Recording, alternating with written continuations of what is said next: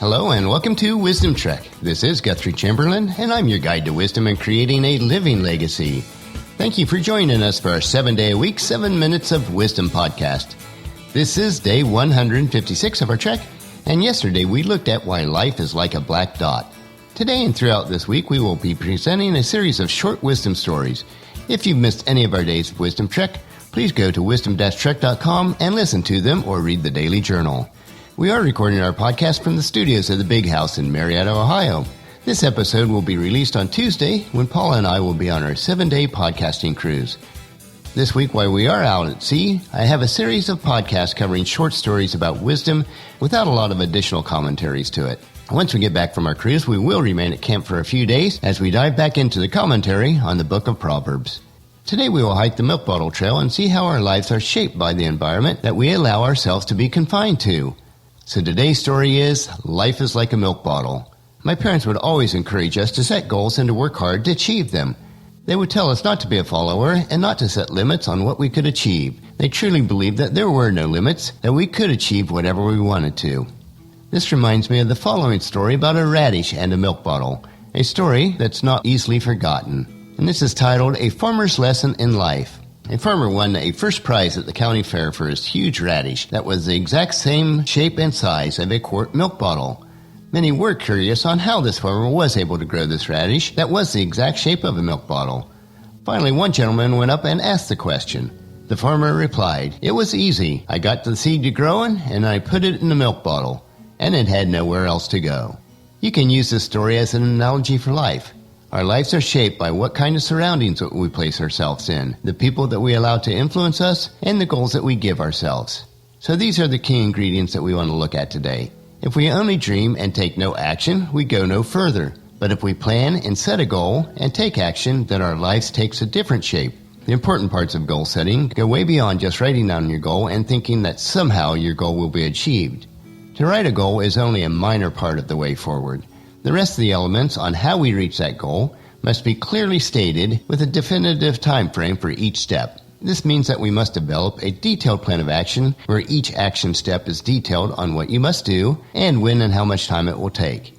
If you do not have your plan detailed in this way and set specific target dates for completion, you simply will not be creating any expectation in your mind or urgency that helps you keep moving. But what about the bumps along our paths? Sometimes, even when you are following an action plan, you run into snags. That's part of life. Snags are not uncommon, and you should realize this before you get started. These snags, though, should only be viewed as a little inconvenience. These inconveniences are meant for you to resolve and then move forward again. These little problems are those that people cannot overcome because they're using the excuse that their goal was never meant to be. Show that you are different and that you have the dedication and resolve to keep going. And you will demonstrate to yourself and everyone around you that you are dedicated to accomplishing what you've set out on your goal statements. But don't try to go it alone. The fact that we do know that there will always be minor roadblocks, it is also wise to solicit a guide and help of a mentor. The mentor is a person that has a positive attitude, one who is very skilled at always finding solutions to issues and problems, and may also be someone who has experienced in similar issues along the way to accomplishing their goals. I cannot stress finding a right mentor or mentors enough, and I trust that I will fill one of those roles as your mentor in life. And if you ever have a need to discuss any issues with me directly, please email me at guthrie@venturescg.com, and I'll get right back with you on a timely basis. Goals and actions can help us accomplish more in a year than what some people accomplish in a lifetime.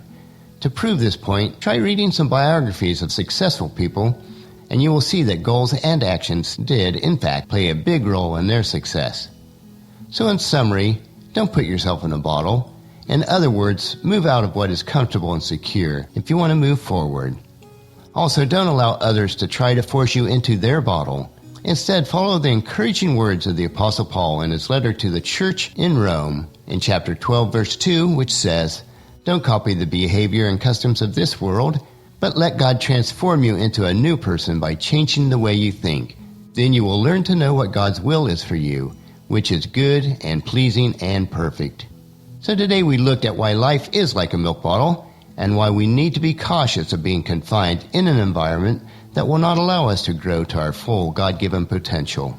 The lessons that we can learn from each other each day are so valuable, and I would encourage you to encourage your friends and family to join us each day and come along with us on our wisdom trek, creating a legacy. And for the next few days, we will continue to explore more short wisdom stories. And I'll finish our podcast for today. Remember to listen to your daily dose of wisdom at wisdom-trek.com or subscribe at iTunes, Stitcher, SoundCloud, Spreaker, YouTube, or our new platform, which is Google Play. And then the episodes will be downloaded to you automatically each day.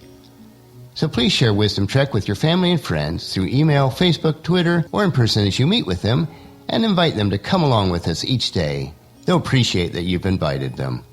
The journal for today's trek can be found at wisdom-trek.com, and thank you so much for allowing me to be your guide, your mentor, but most importantly, your friend, as I serve you through the Wisdom Trek podcast and journal each day. And as we take this trek together, let us always live abundantly or fully, love unconditionally, listen intentionally, learn continuously, lend to others generously, lead with integrity, and leave a living legacy each day. This is Guthrie Chamberlain, reminding you to keep moving forward, enjoy your journey, and then create a great day every day. See you tomorrow.